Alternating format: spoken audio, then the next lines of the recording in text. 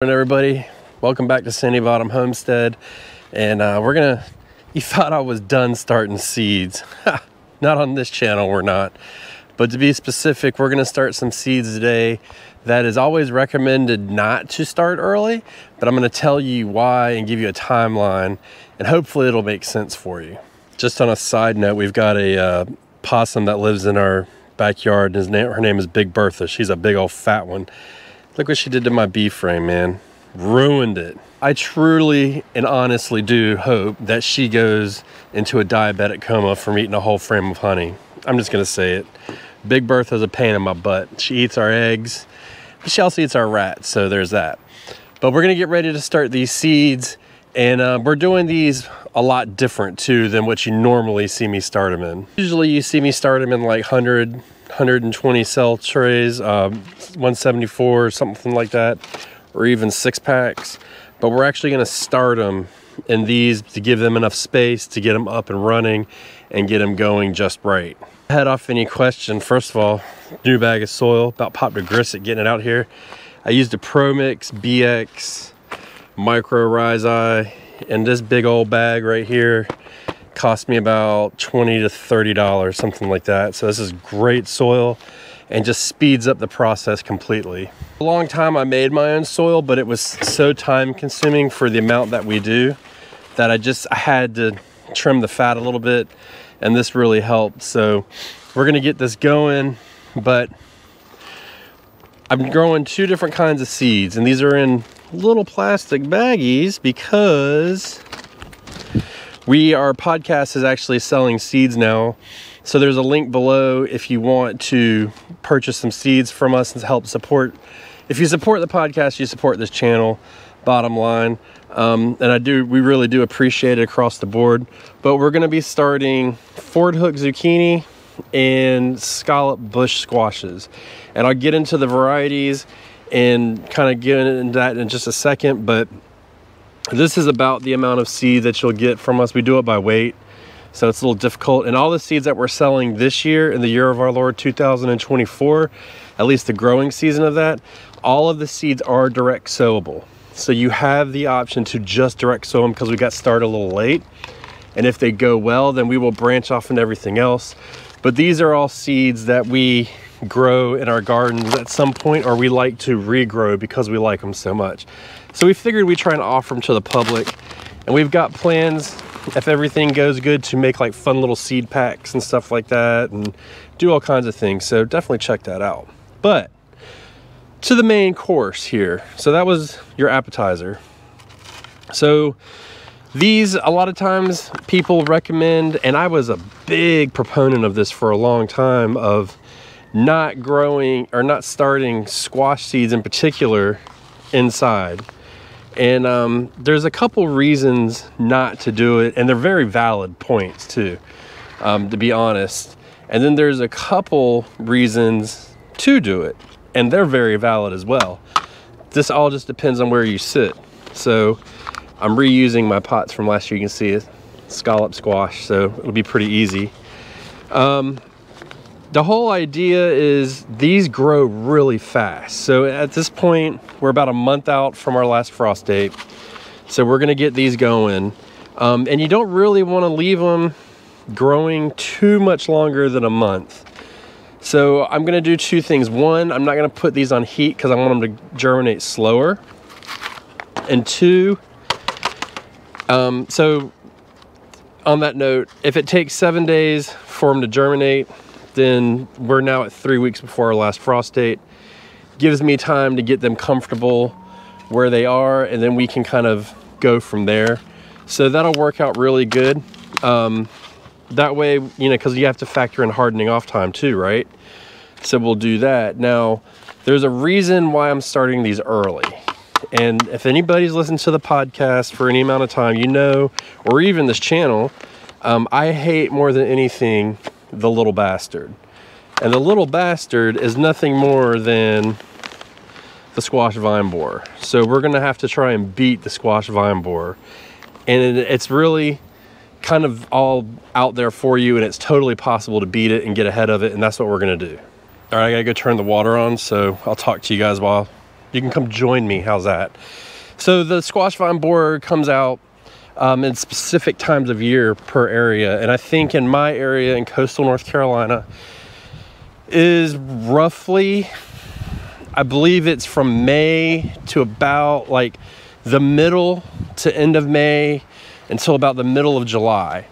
And then after that, you're kind of in the clear. So, you know, as with anything, you know, as far as planting and stuff like that beginning date and that end date is the tail end of it. But once you get into the middle of it, that's the root of the issue. So that's when it's going to be the heaviest pressure from it. And so what we want to do is we want to try and beat that. We want to try and get these plants going so that we can get a harvest off of them sooner. I swear it's like a 5-mile hike all the way to turn the water on. But if you get those plants going and you get them in the ground and they can start growing, when they will inevitably get attacked by the squash vine borer, because there is nothing you can do. I've seen people do it, but I can't. I was able to stave it off last year to an extent, but not eliminate it. But when you do this, what you're doing is they're gonna get attacked, but you're gonna get harvest before and during the attack. So then it's just a pull up and get rid of situation, and you're not wasting anything necessarily. You may not get the full maximum amount of harvest. That's totally beautiful, but you're gonna get harvest and you're gonna be happy about it. And when you've tried to grow squash for years and you just can't do it because of the squash vine borer, this will help you get that harvest. Now, before we move on to the next topic, I do want to say that I start these different than all of my other ones, where you see me dimple it and then put in the perlite, whatever you want to call it, however you want to say it, and cover it. I don't really need to do that for this. Squash are really quick to grow. They're really big seeds, so they're easy. It's just all around works better for me just to do it and eliminate that aspect completely. If I do feel like I need it, I can always add it, but I have never needed it before and I don't plan to now. And we're also going off of our weather, so it seems, sorry, something bit my ear, like we're gonna have a warm winter or a warm last month of winter into spring. So we're just gonna kind of go with it and see what happens. We'll start with our Ford Hook zucchini. But look, the thing about squashes and stuff like that is when you buy them,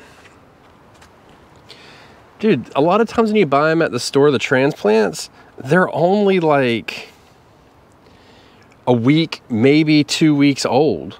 So it's like you're paying so much money for that. Like, you don't need to be doing that. I mean, you can see I'm dropping 1 seed in to each container right now, and that's really all I need to do. I don't need to do a whole bunch. It's super simple. If something doesn't germinate, like, I can come back and just pop another seed in because they're so big. These are like some of the easiest seeds to grow, and which makes them part of the reason why I've wanted to fight the squash vine borer for so long. So it's like, I just really recommend, like, get yourself some seeds. And let's say you don't start seeds inside, you can direct sow these all day long.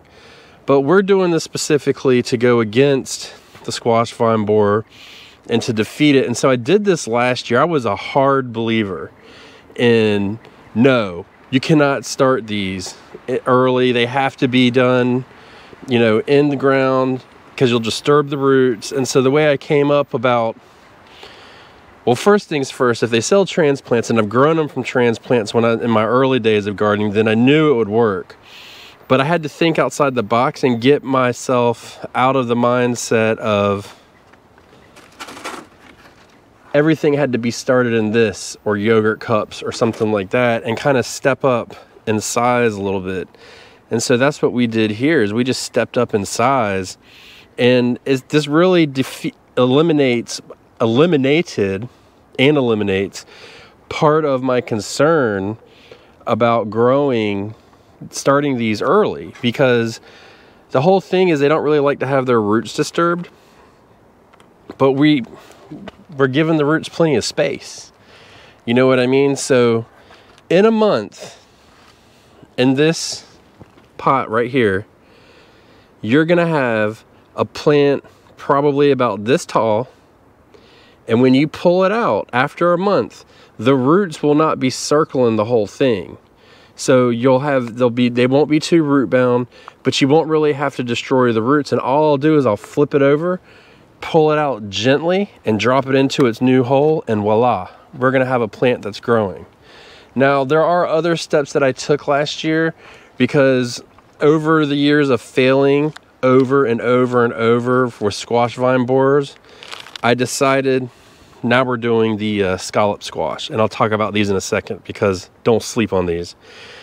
I decided that I was going to go all out and just make adjustments and fix everything and do everything I could to get an actual harvest. And so what I did is I planted a lot earlier, which was, I was able to do that because of this, because even though I planted at the same time, I planted a plant out that was the same size as it would be a month later. So you have that aspect of it. And then the other thing I did is I went really heavy with organic treatments. So I used, in specific, BT, Bacillus thuringiensis, or spinoside. Those are all organic treatments, are naturally occurring. And what they do is they attack the gut of the animal that is eating it so it can't digest its food. But again, they're totally natural. No issues at all, no synthetic, no non-organic, nothing like that. They've got the certification, and I treated them every week. So in a world where you're talking in my space in an organic garden, this became, this bed that it was in was, and I use quotes specifically, quote unquote, very dirty, meaning it was used, there was a lot of spray put on it, but it's organic, so there is what it is. If you think that they're not spraying these in the grocery store when you buy them, you're sadly mistaken, because the squash vine borer used to only be on the eastern half of the country. Now it's spreading across the country. So if you don't have them, you're gonna have them. They're gonna be back. And so we wanna make sure that we know what we're doing to get against them. So last year, after I did all of this, I got harvest off of every single plant. And it was amazing. We had plenty of harvest. We had the squash vine borer came, attacked, killed, left, and you know what I did? I replanted, and I got more, and I'll continue to do more. So it's just, it worked out really well for us. Now, for this scallop squash, I do have to tell you, because I tried this last year, and I was thrilled. Scallop squash is it's nothing like a summer squash, like your regular old yellow summer squash. If you think about when you grow it and you harvest it, there is a lot of solid meat, you know, actual food to eat in it, instead of like basically a mushy cavity with seeds in it. There's a lot more to it. So we've actually eliminated our yellow squash completely from our garden. We're no longer growing it. We no longer care about it. We don't want it. This is what we want. And we're doing a number of different squashes, but that is the one that we really are pushing for here on out. Now, we're going to be starting to sow these repeatedly now. And the beauty about these is, because I sell seeds, and if you are doing the same thing, if I sow seeds today, and in about a month we start to sell them and they start to go, we can immediately sow more. And by the time we're sold out, we can have another batch ready. So these are really quick rinse and repeat. Now, we don't charge as much for these as we do our tomatoes and stuff, because they don't need as much. They're about half the price. But it's so quick and to return over and over. You can flip them in and out over and over. So, you know, we'll be sowing these. If it's a good year for seed selling, or seedling selling, we will be sowing these every week. And if it's not, then we'll just stop and we'll have some left over. But even if you're not selling them, you can continue to sow these seeds. You do them now, or whenever, you know, about a month before you plant out, and then you come back, and when they produce their first fruit, you start another batch in pots, and then you can put them in. And at that point, you don't have to put them inside. You can just grow them right outside in the open, and you save space. But the whole thing is once that one plant's done, then you can just plop another one back in its place and keep it going, because they don't really grow. None of these grow over and over and over. They seem to kind of kind of fuzz out after a little bit and then just go away. So we want to make sure that we can get as much out of them. And the squash vine borer, when we're doing this early, it kind of eliminates that altogether, because the squash vine borer is just getting my scraps, and that's what I'm talking about. Like, cut it out. So this would be the time in the video where I'd ask you for a question, and you're welcome to ask any question anytime you want, but I just want to say this: there's no such thing as a dumb question. The only question that's dumb is the one that you don't ask. So if I don't answer it, somebody else may answer it. So ask away. Let's learn to grow and grow for change together, right?